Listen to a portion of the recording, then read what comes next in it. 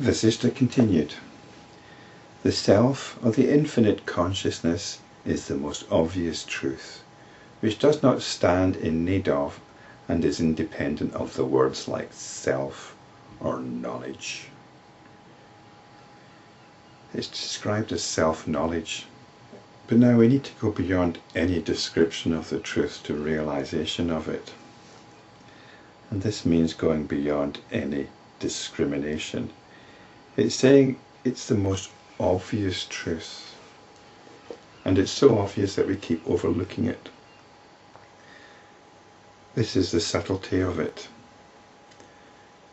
and this is why we have to keep being fresh in our inquiry, because when you start talking about consciousness, or when you keep going on talking about consciousness and about self-knowledge and so on, there's a part of us which says, yes, we've heard all this before, yes, I'm comfortable with this now, yes. So let's not settle for these words, let's not settle for any concepts or notions which have accreted around these words. The point of these words is to only point us to this obvious truth. Obvious.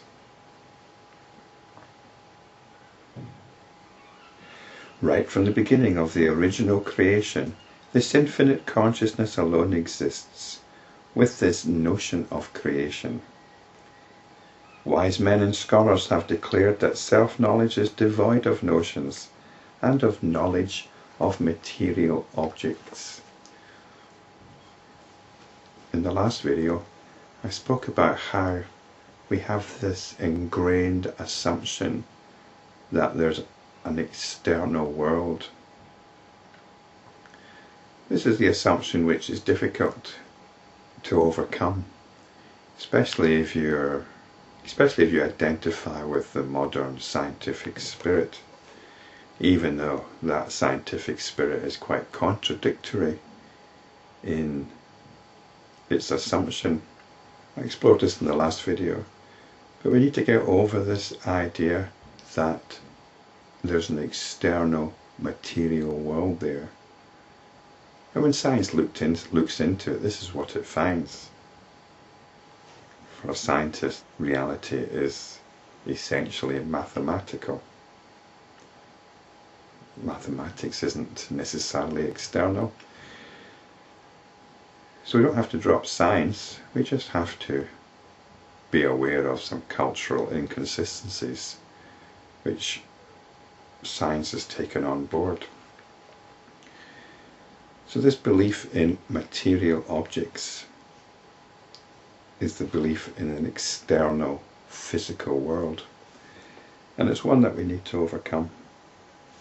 We can overcome it by first of all being aware of it, by being aware of this discrimination that we make, and coming back to the immediate experiencing. All there is freedom of movement and resistance. It's that resistance which fuels the notion of a concrete reality. But all there is resistance. It just means that we can't keep walking in a straight line, because we eventually hit something and we experience resistance. So there's this sensation which we call resistance. It's a limitation of movement. What was described at the end of chapter 165 as space and walls. That's the reality that presents itself to us. All this is the self alone. No knowledge called non-knowledge has ever been known here. Knowledge and non-knowledge are two concepts which do not have corresponding realities. What is there to know or not to know?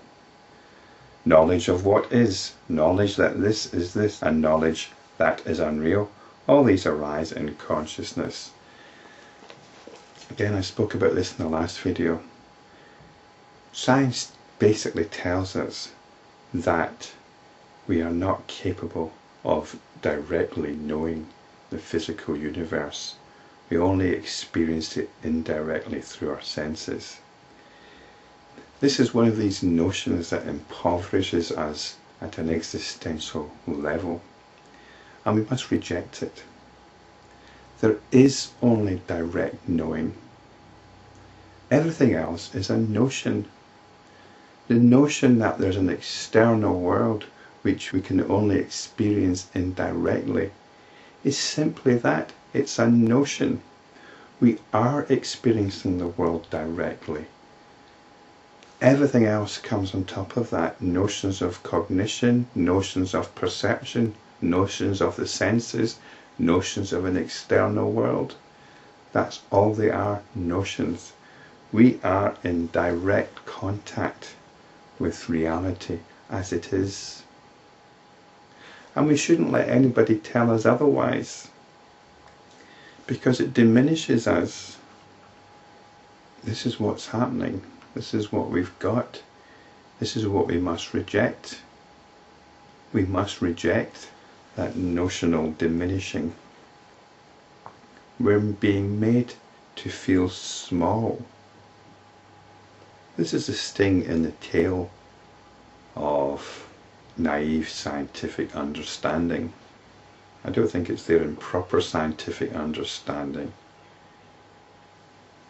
But some of those popularizers of science are quite keen on the old Newtonian way of looking at things, that we're all just basically little lumps of matter, and that's it. It's not true, it's a notion.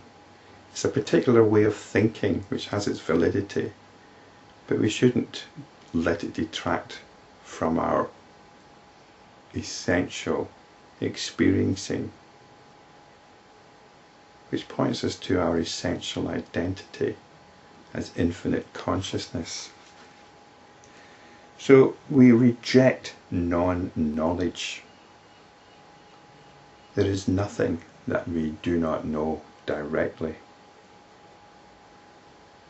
That very notion of not knowing something is something which arises in the knowing consciousness. Knowledge of the self, knowledge of the unreal, absence of knowledge, knowledge that the truth is other than the appearance.